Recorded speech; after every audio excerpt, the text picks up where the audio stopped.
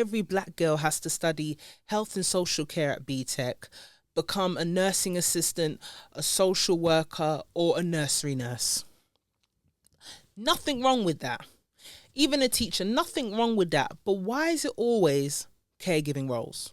A lot of black girls don't have, and it's embarrassing to say, but the privilege of choice. A lot of things in life aren't a coincidence. A lot of things are by design.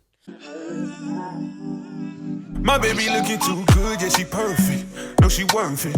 When she pull up, all them man, them flirting. And yeah, she know that she a dime. Call up on my line. Told her, baby, bring it one time. Yeah. Girl, sit down and relax. Yo, what's really good though? It's your girl Yezzi, Yezzir, and you are locked into another banging episode of Sis UK. I used to say just the UK, but I'm going to go ahead and say the world. The only podcast in the world that gives you real, unfiltered advice around the clock, 24/7. We are not limited to any topic, and it's coming from your favorite internet sister and your sister in a real life. Because when I'm out and about, I have to keep saying this, because in this life we are quick to talk about the negative, but I want to make more of a forward movement to talk about the positive.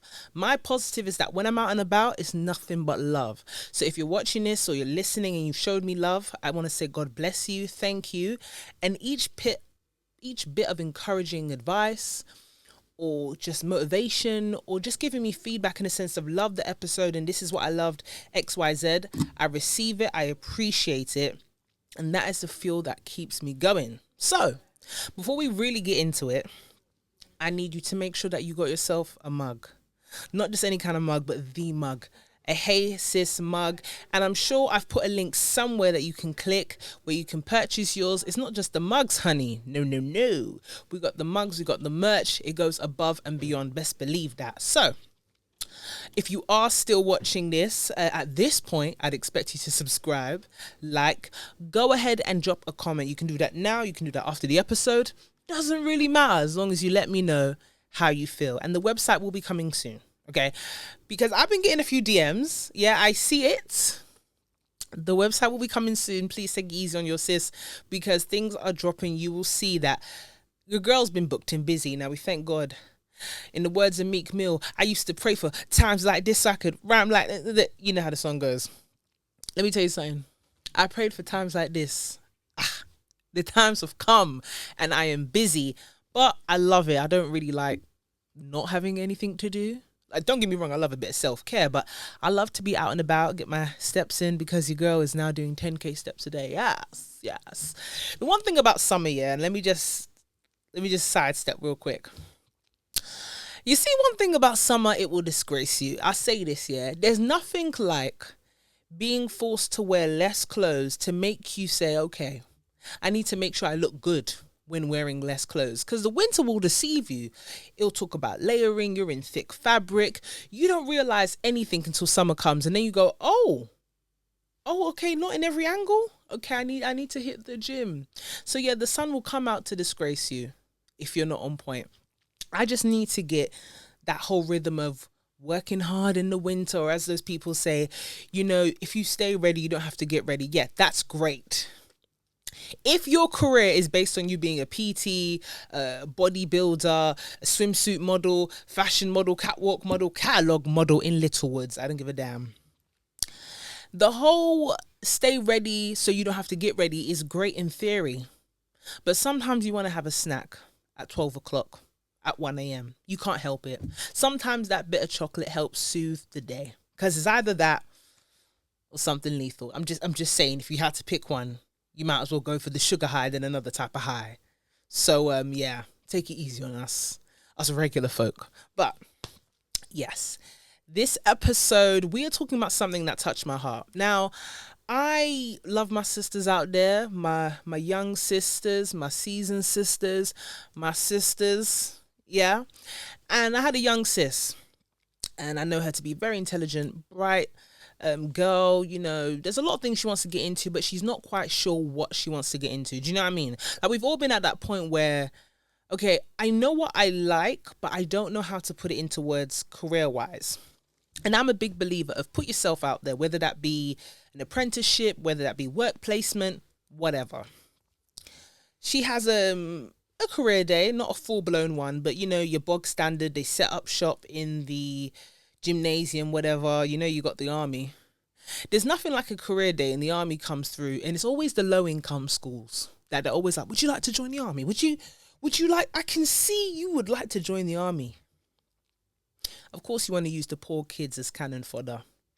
You see, that's very statistical, but it's strategic, but we'll get into that another day. So they set up shop with all the different stalls of different careers. And she tells me her teacher goes, you're really, let's call her Shanice for the sake of it. I'm not going to say her real name, but she goes, Shanice, do you know you're such a caring and nurturing person? You know what course would suit you? Health and social care. I can see you being some type of nurse, health and social care. Let me tell you something, yeah? I have nothing against the nursing industry or nurses as a whole. I appreciate you and I receive you for all the service that you have done, yeah?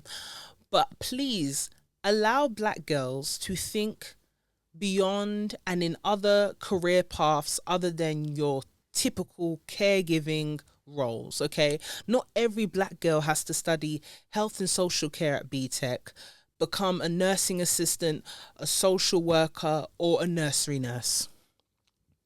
Nothing wrong with that. Even a teacher, nothing wrong with that. But why is it always caregiving roles? There is a whole industry full of STEM careers and jobs there, yeah? Nothing in engineering, nothing in tech, nothing in the sciences, nothing in the mathematics industry. No. Nursing. And it gets a bit rude when we're talking post-wind rush. And let's just get into this episode, child. Can you believe I haven't even started? Today's episode, we're going to talk about, are they controlling our girls? Yeah? And more specifically, our black girls. I'm not saying that black girls are better than certain roles.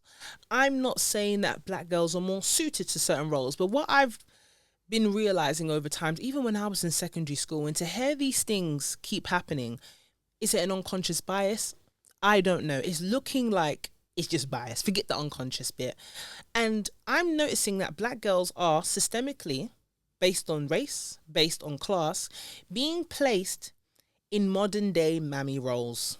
Because if we're talking 400 years post, they saw black women as useful for procreating, creating more children, and nursing children, to the point of breastfeeding other people's children. I'm not going to get too graphic, but if you know, you know. Fast forward to about late 1940s, yeah? 1948. You get Windrush. You get this country on its knees, that country being England, on its knees, and handing out a big invitation to the Caribbean and saying, you know what? We really need your help to rebuild the infrastructure in this country. Mind you, it was based off an invitation, documented invitation. And when the women come here, that being Afro-Caribbean women coming over, you tell them you'll be great for, domestic caregiving roles. So, nursing, childcare, and cleaning. We're talking about 1940s onwards. We fast forward and you're still telling black girls you're good enough to do nurturing caregiving roles. It's tired. The supportive, loyal, hardworking black woman trope. She's great at listening. She's great at caring for people. She's a good, person to take care of your troubles and ease your pain. We're now in modern times. Technology is very accessible. There are a lot of roles that are even developing because of the development of technology. So when you tell black girls, you have fantastic soft skills in regards to time management and being able to deal with people, learning basic stuff. And those soft skills are just about good enough for these roles. You then limit someone. And when we talk about the glass ceiling, there are a lot of teachers out there, especially if you're going to put yourself in roles like being a teacher, very influential, very convincing, because people look onto you for career advice. So when you are a teacher and you just so happen to be in a demographic that is not the same as your own. So for example, if you were a white teacher and you were in a typically predominantly black school, you can now not take your unconscious bias and tell every black girl you see you'd be great to do health and social care for BTEC. We're talking about around, I want to say let's just say inner city boroughs, yeah, and we name like Lewisham, Newham. 70% of the black girls there are being advised to go on to take health and social care at BTEC level. And that's rising. Now, what happens is that a lot of them have first generation migrant parents. When you come here, you try to get any work you can. So yeah, you're going to work in the care homes, you're going to do nursing, you're going to do whatever you can do to survive. And they stay there. It's rare that you see them rise up in the ranks to become managers, area managers, or just go into and take their transferable skills into other industries. So you get the nurses, you got the mums that stay the nurses, they don't go on to be like health practitioners and stuff like that. And then when the teachers are at school telling them, yeah, you go on and study to be a nursery nurse or a nursing assistant, and then you got the mum there, and the mum goes, just do as far as I know what to do. Not every migrant parent has taken the time out to do research into their child's skills and interests and say, okay, I know this does very well in this career path. No. A lot of them will tell them to do as much as they know. So if you have a parent that is a carer or a nurse, they'll say, yeah, go into nursing. Because to a lot of them, based on where your education level actually stopped, like your level of education, if we're talking about the most formal that they got before coming over to a Western country is maybe secondary school level, yeah, they're going to say nursing is pretty good. You work your hours, you get your money, it's a stable career path to go into. People are always going to need nurses. And you've got that same migrant mother, first gen, saying, you know, I was able to maintain a marriage, raise children, and keep this household together on nursing wages. Nothing wrong with that. The problem is that when you have migrant parents that are in certain blue collar roles or low skill roles, we're talking about low wages, long hours, they don't tell you about the after effects of being in these roles that require you to stand for hours on end. They don't tell you that their lower back is messed up. They don't tell you that they got arthritis. They don't tell you about the insomnia they experience because they can't sleep. Because when you're having to mess up your sleeping pattern and you're working throughout the night and you're sleeping through the day, but you can't sleep through the day because you got to do the school run, and you got to cook for your husband and your kids before they come back, and you got someone staying over from back home and you got to, you know, service them and help them. They don't tell you that the long-term effects is that because they are having to stay up in the night to do their shift patterns as a nursing assistant or a carer, they now have to eat and snack. Because of that, they suffer from obesity. They suffer from high blood pressure because of the stress of the work, because they don't tell you that as a carer, some of the people that they care for are maybe racist, that they either verbally or physically abuse them, and because of, let's just say, mental health reasons.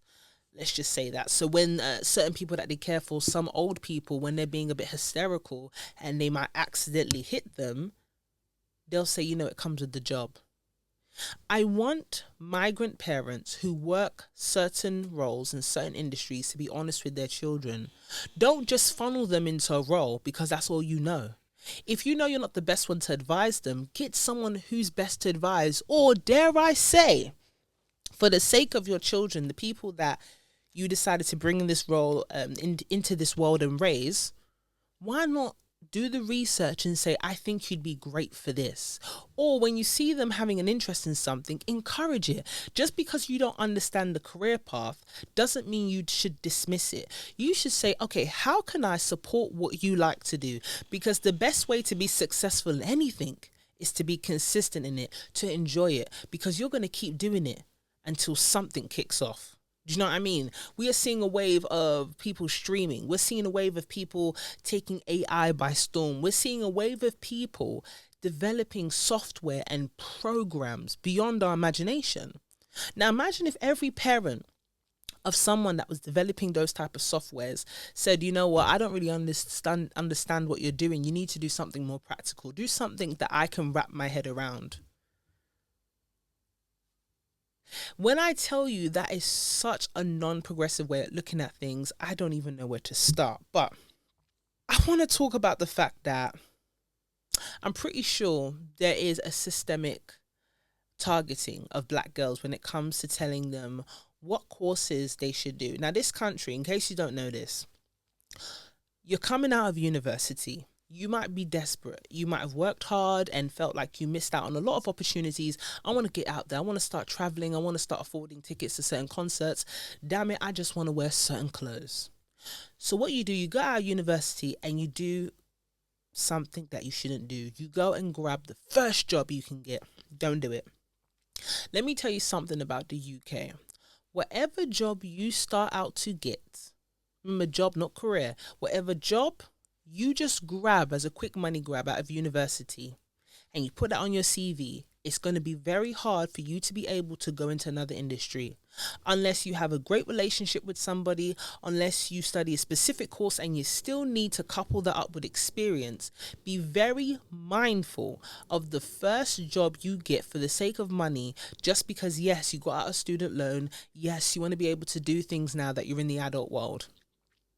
What you have in your CV to start off with is what you're going to keep getting callbacks on from recruiters and people saying, okay, let's go for that first, second stage, third stage interview.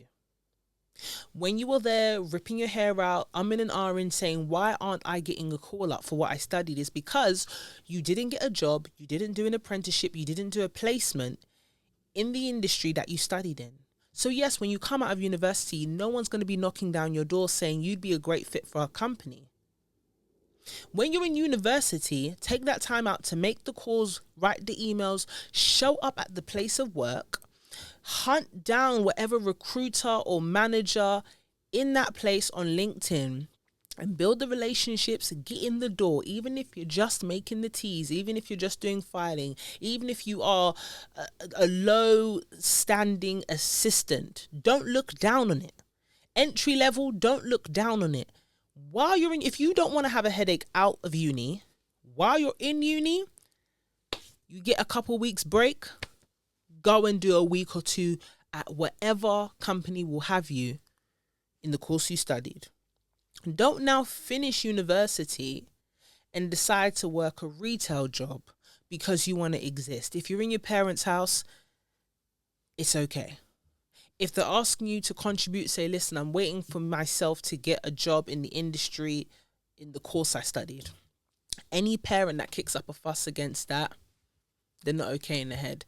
I'm sure any reasonable parent will be like, okay, we understand. As long as you are making visible movements in getting that. Don't be sat at home all day and then your parent snaps at you and go, oh, what's their attitude? It's because they ain't seen you apply for a job. They haven't heard you say, oh, I'm going out for an interview. They haven't heard you say, I'm doing a week or two in this office at this company.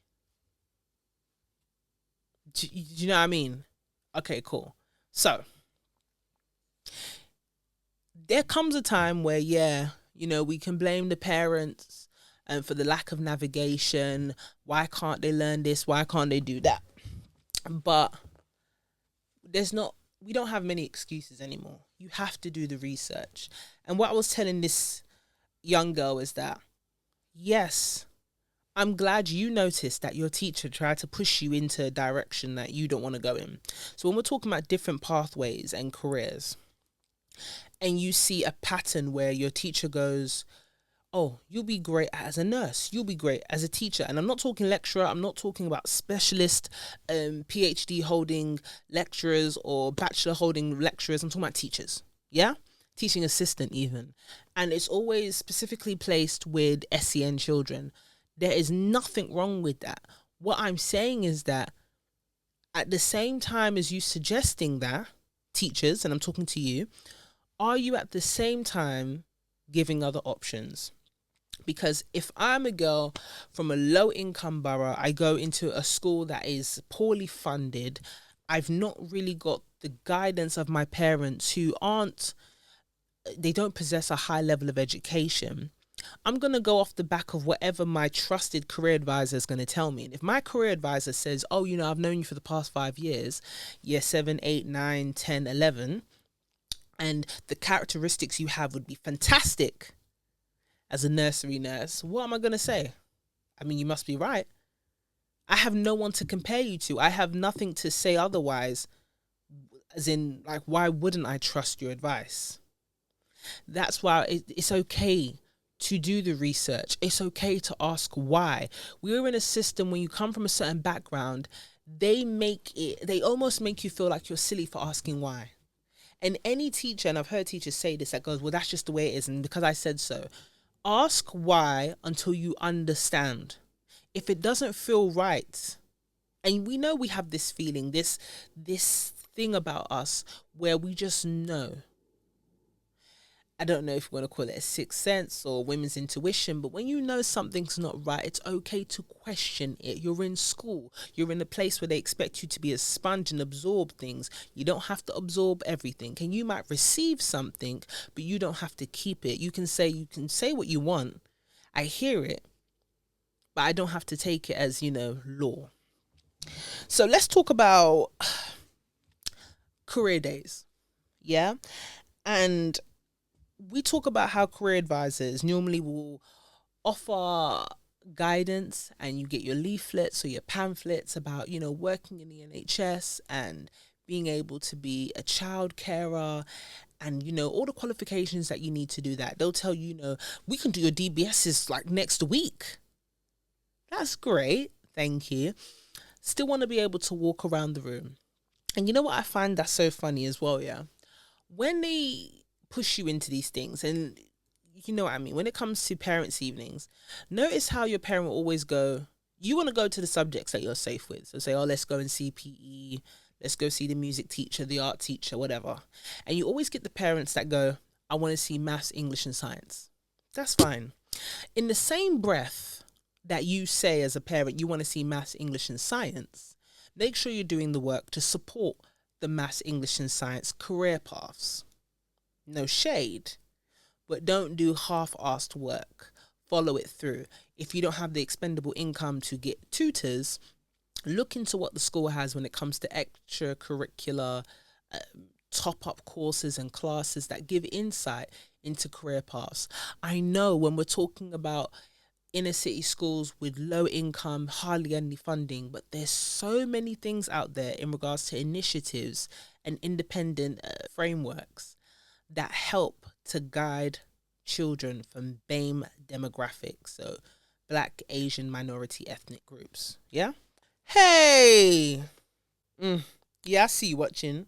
I see you doing a lot of things, but you haven't liked, you haven't subscribed, and I know you haven't dropped a comment. So I'm going to give you a bit of time to go and do that while I drink out of my Hey Sis mug, which you should be drinking out of too.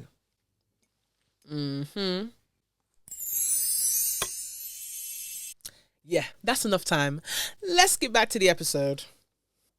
Someone might hear this and go, why are you pushing so hard for Black girls not to do certain roles? I'm not pushing so hard for Black girls not to be nursery nurses, nursing assistants, social workers and teachers. No, I'm just making sure that we are not perpetuating the stereotype of Black girls to be presumed as nurturing, caregivers, subservient, loyal, but not qualified enough for any type of senior roles. That's all I'm saying. So when I'm talking about STEM and the fact that Black girls are underrepresented, and I don't like when people talk about things that are underrepresented, especially with STEM, and we're talking about your sciences, technology, engineering and mathematics, roles that involve these hard skills, these skills that take specified qualifications in order to get into high paying and high demand roles. When things are underrepresented, it's most likely it is by design and not coincidence, because when we talk about nurses and social workers and carers, we got about 70% of them are people from BAME backgrounds. And not everybody likes the term BAME, but let's just use it for the sake of this conversation. Now, within that, a high proportion of that is women who are Afro-Caribbean or of African descent, yeah? It is not a coincidence. It is very strategic. They will make roles easy to get into. They will offer a lot of quick entry-level appetizing roles. And when I say appetizing is this, they will put it in your face. Join teaching today, join nursing today, we need more social workers today, we need more nursery nurses today. And then they'll say entry-level role, Entry level role, 18,000 per annum before tax. Yeah. And they'll promise you that it will go up. They'll promise you extra shifts. And what I don't like is when you take people and you funnel them into certain roles and then you try to make it look attractive to chase money. And yes, money is evidently a very enticing aspect of a job, a career path, but not when it's a physically tasking career path. You have to say to yourself, okay, is it worth me being on 18K for the next 2 to 3 years in hopes of rising within 5 years to 30K? When you live in a capital city, even outside of a city, you come to Western countries, you come to your United Kingdoms, England, you go to your America, you expect things to have a certain standard.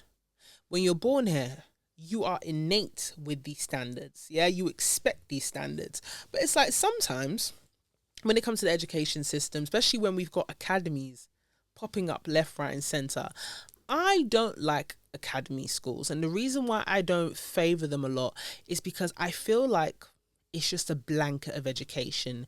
It's very much, there you go.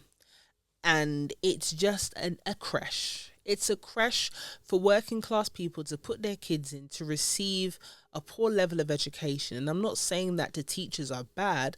I'm just saying that if you are given certain tools, and most of the time not enough tools to deliver the curriculum in the way that it needs to be, or the curriculum needs some updating for children to get the most out of their education, and they don't get that, you're letting them down. You're maintaining the glass ceiling. That's why you have Black girls saying, I'd love to get into fashion, don't know where to start. I'd love to get into tech, don't know where to start. Because you maybe have a World Book Day. You maybe have someone come in from the Army Cadets. You maybe have somebody do a talk virtually. There's not enough choices out there. When you see certain industries in finance and they're overpopulated with children from middle class, upper middle class white backgrounds, this is not a coincidence, it's by design. When you have these children from upper class white backgrounds, they can speak 2 to 3 languages. It's not by coincidence, this is by design. Yeah? I'm just saying is that if you care so much about people making a change in their lives, or you say these things are not by design, then why do the numbers always underrepresented somewhere and overrepresented in other places? Don't forget to subscribe to Hey Sis UK so you never miss out on an episode. A lot of things in life aren't a coincidence. A lot of things are by design. That's why they say things are systemically done. So when you have industries like finance where you see middle class white people overrepresented, let's just say male middle class white people, it's not by coincidence, it's by design. When you see middle class white children speaking 2 to 3 languages and just so happen to be educated in boarding schools in France, it's not by coincidence, it's by design. Yeah, fashion overrepresented with middle class white women. It's not by coincidence, it's by design. And what I'm saying is that if you want to make things not look like it's done with an unconscious bias in mind, then allow people to have the accessibility to these things. And when we talk about accessibility, we're talking about the knowledge base, saying, oh, if I wanted to get into fashion, I have an idea how to do that. If I wanted to get into tech, I have an idea what to do. Engineering, oh, is this the pathway I have to take to get into it? A lot of black girls don't have, and it's embarrassing to say, but the privilege of choice. They don't get the privilege of choice. What they're told is that you are XYZ and you will do XYZ. And if you try to aim for more, you're told, oh, you have to be excellent to do that. And there's nothing wrong for aiming for excellence. There's nothing wrong. But remember, the excellence that we need to get into these industries is above and beyond excellent. You have to be brilliant. You have to be exceptional. It's not good. It's not, I did this course, tick. I got this level of education, tick. I got this experience, tick. That's not what we're talking about. That's for a different pathway, for a different demographic. That's why when I see black women in certain spaces, I know, oh, you had to be excellent to be here. And for me, I don't see my fellow black woman as someone to be in competition with. No. I see it as a sense of, Iron sharpens iron. Let's go. So, when we're talking about things are done strategically, I don't know about you, I can't remember the last time I saw a white bus driver. And people say, oh, it's probably the borough you're in, or, you're just being ignorant saying that. No, things are done strategically. It's by design, not coincidence. What happens is, if you want to be able to, how can I say this, keep people on a certain level for a long period of time, you give them a bit, enough to chew on, but not too much where they can actually make a strategic change to their life. Like, nothing too much, okay? We don't want them out here buying houses and land now. We don't want them having a certain level of education when it comes to their children. Slow your roll. So the reason why you will have majority of black people being bus drivers, blue collar roles, is this. They'll do mass advertising out and about everywhere, from the schools to the unemployment centres, on the side of vehicles as you're out and about. And they'll tell everyone, come in, entry level, you don't need any prior experience. Now, a lot of black people from certain demographics would not have a lot of experience somewhere, or they're struggling to get into their desired industry. At this point, they need money. So when you say no prior experience needed, ding, ding, ding, ding, ding. Money they ain't had before, ding, ding, ding, ding, ding. All of a sudden, let's bring them all in to do bus driving. Really easy if you got driving license, Wow. But if we're going to talk about the statistics and overrepresentation, bus driving is one of them. We already know that bus drivers are paying, the pay isn't fantastic, the hours are long, and the conditions are getting worse by the day, especially with the current weather that we're experiencing. I actually feel for them. But how they do it is they get people on their lowest. They do mass onboarding of a certain demographic. They don't ask about, what's the highest level of education your household has, and, we need to show evidence of certain qualifications. No, they just go, no prior experience needed. Now, when you hear that, ding, ding, ding, ding, ding, those buzzwords, oh, there's hope for me to earn something. Entry level, ding, ding, ding, ding, ding, I can just get in somewhere and get enough. And the plan is you give people enough just to live on, feel like they're having a decent standard of living, but not too much. We don't want them buying houses and lands, or dare I say have enough money to allow their children to go to private school and have a certain quality of education. And when you start talking about levels of education, you open the floodgates to certain career paths. I'm talking about the careers they don't want your kids to know about. We're talking about the income and the skills that they don't want your kids from black and brown backgrounds to know about. Now, Asian kids, shout to them, because majority of them, they ain't got time for mass companies and the mainstream industries. They will happily work in a family company. They ain't got your time. But when I talk about African, Caribbean backgrounds who very much want to sit at the table, who very much apply for jobs and outsource, and they don't have family companies to lean on, this is where they go. They end up getting into this kind of wormhole of entry-level work. And the thing about these jobs, the bus driving-related jobs that just require your bog standard soft skills, the nursing, the nursery nurse, the nursing assistant, the social worker, these jobs are basic. And when I say basic, I'm talking about on the spectrum of living in a Western society, the expectation of the cost of living and what you would like to have and attain when we're talking about assets wise by a certain age, house, car, maybe 2 holidays a year. When we're talking about these things like caregiving job roles, so teaching assistants on average, we got the range of about 18,000 to 24,000. Yeah. And when we're talking about carers, normally charge hourly. So you got people skating around trying to get extra shift work. When we're talking about social work assistants, we're talking average 22,000 to 27,000. Now, what you will see in all of these things, and you say, okay, there seems to be a coincidence, there seems to be a pattern forming, is that you have low wages, long hours, and a lot of expectation in regards to job availability. And what I say job availability is that you might think most of the time you're clocking in and clocking out. However, when you are already told from the offset, okay, you get X amount of holiday annually, we may need you on the weekends. The premise of the work might change during your contract, and you go, okay, go ahead and sign that. Thank you. And mind you, in these contracts, there is no promise of career progression. Yeah. So when you're going into somewhere, and I say to be mindful, when you are trying to grab your first job, paying job out of uni, and you're just grabbing entry level 18,000, yeah. Remember, there's no promise of career progression. You have to get your own progress. No one is promising you any kind of progression.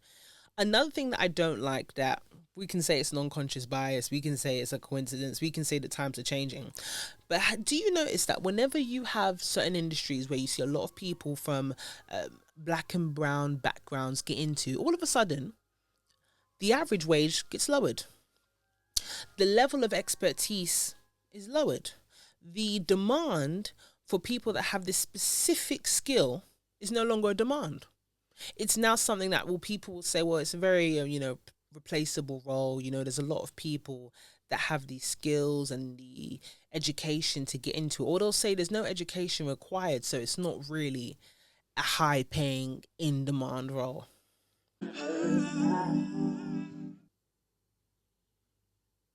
Now, you can call me whatever you want to call me, but the facts don't lie. Or you have the industries where you see a lot of black people in, but they're not the managers. Ratio, percentages do not lie. So, I'll round up this episode by saying this. If you are a parent with a child, and please pay attention to your black girls. A lot of people leave black girls on the shelf because they assume that black girls are always, quite resourceful and quite resilient, and they always have it together. Stop with that assumption. That is the reason that a lot of black women suffer from exhaustion, whether it be mentally, whether it be physically. Do not presume that whether it's your daughter, your sister, your mother, your wife, your girlfriend, do not presume because she presents herself as an organized black girl that she has it all together, that she's fine, and you leave her. No, sit down, talk, support. If you have a black child, specifically a daughter in school, let's just say secondary school, sixth form, college, she has got a teacher whispering in her ear, telling her what her capabilities are, what her inabilities are. You need to be the loudest voice in the room. Why? Because you are the parent and you want what's best for your child. Do not let these teachers tell your black daughters that all they're good enough to do is caregiving roles, modern day mammy roles. I'm not saying that is bad. I'm not saying anything. I'm just saying do not limit yourself. Allow your child to have choices. It's not every day nursing, social worker, nursery nurse, and everything within that realm. You need to ask her what she enjoys doing. Do the research into those skills she has, what she enjoys, and get the list of job roles, career paths that resonate with your child, because black girls are not a monolith. When it comes to the school system, I know you're a migrant parent, and a lot of migrant parents, they just drop their child off at school and they let the state educate the child, nurture the child, tell the child what they are. Don't do that, okay? Just because the education is free, it doesn't mean you can't question it. You're a parent, you still pay your taxes, you still work hard to build this country, to make sure it doesn't fall to its knees, even though it has done many a times before. So when you are a migrant parent and you are working hard in this country and you are paying your taxes and you take your child to a state-funded school, question it. Ask why a million times. If you don't understand, don't let a lack of language or an ignorance that you feel at that point in time hold you back. You ask as many questions to the teachers and the caregivers and the career advisors that you need to understand, okay, why is my daughter doing these courses? What can this lead to when she comes to university? Can she get the kind of job that she wants that will make her happy to actually earn a decent living? You're a parent. Don't come to parents' evening as a performative parent. Ask questions that go beyond what a teacher lays in front of you. Okay? Join group chats. Join forums. Ask parents, hey, how are you going about to nurture your child? If there's any free resources that are extracurricular activities for your child to do that might top them up when it comes to UCAS time and getting into certain universities, do it. Don't fold your hands and think, okay, because my child hasn't gone to prison And because my daughter hasn't, she hasn't got a pregnancy scare or got pregnant, and because, she's not doing drugs, I'm doing a great job. No, you need to be attentive as a parent. I'm not getting on to you, but you do hear these excuses with migrant parents saying, well, I didn't know. I didn't know. Whether you're first gen, second gen, third gen, the times we're in, the advancement in technology, there's no more excuses in saying, I didn't know. You didn't want to know.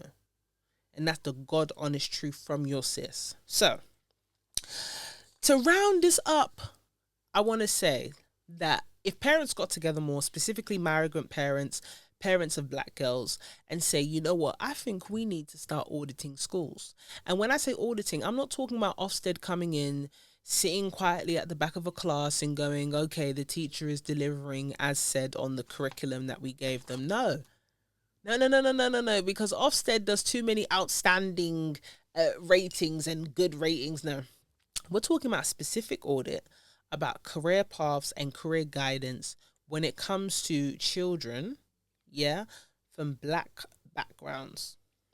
We need to make sure it's a fair and even playing field. And the only way to ensure that is that everybody gets access. Because even when we're talking about inner city schools and schools that aren't funded as much, it doesn't mean there's no children from any other backgrounds there. There are still children from European backgrounds, English backgrounds that are there that don't necessarily go into the same career paths as their black counterparts. And all I'm saying is that people are definitely getting told different things. Like I said, it's not by coincidence, it's by design. So, I want to say shout out to my black girls that keep asking why. Keep asking why unapologetically. I want to say shout out to the parents that are putting in the work. I want to say I'm sending love and light to migrant parents. Is it easy? Uprooting, coming to a new country, learning a whole system, maybe even a language at the same time? No. But I do want to say,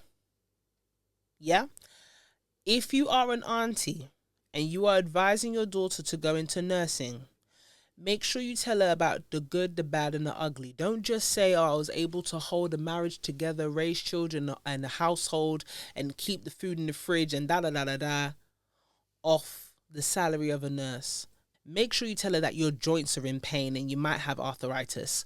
Make sure you're telling her it's long hours, that you hardly get a good sleeping pattern. Make sure you tell her you got high blood pressure, okay? Be very honest. Don't just throw your child into places that you feel like, oh, if I survive through it, they can. It's not right. You know it, I know it. But I'll round this up by saying, shout out to my black girls. Shout out to my black girls that don't do as they're told, but do what they love. And they keep pushing for more things, different things. I want to say as well, we need more representation. The schools invite black women in positions, whether it be MPs, CEOs, managing directors, partners in firms. Invite them down, because there's nothing stronger than imagery. When you are someone from a certain background and you see someone that looks like you, that lets you know it's not that unattainable. Maybe I can do that. When I have schools, and I had a situation, shout out to my friend, I was asked to speak at school, specifically young girls. Where would they come from? Black background. And the teacher was like, I'm not too sure. There are teachers who are racist, that are implementing themselves in predominantly black schools, and they're holding black students, okay? They are holding back these students because if there is too much representation, people will aim higher. I'm saying it plainly. Please identify these people and let them know, not on my watch, okay? If children need certain resources and representation in order to aim for things, give it to them. Don't hold them back. So, I say this with love. I say to make sure you subscribe. Make sure you get some Hey Sis merch, okay? Right here. And make sure while you're listening or watching that you know this is another banging episode of Hey Sis. And make sure you stay blessed. Bye. you no time for chit chat. Because she move like a queen and I like what I see and I wanna get more of that. I undress and he blows the cess. Lay down as you decompress. Come mine and forget the stress. Got the 9 to 5 cause he tryna change his life.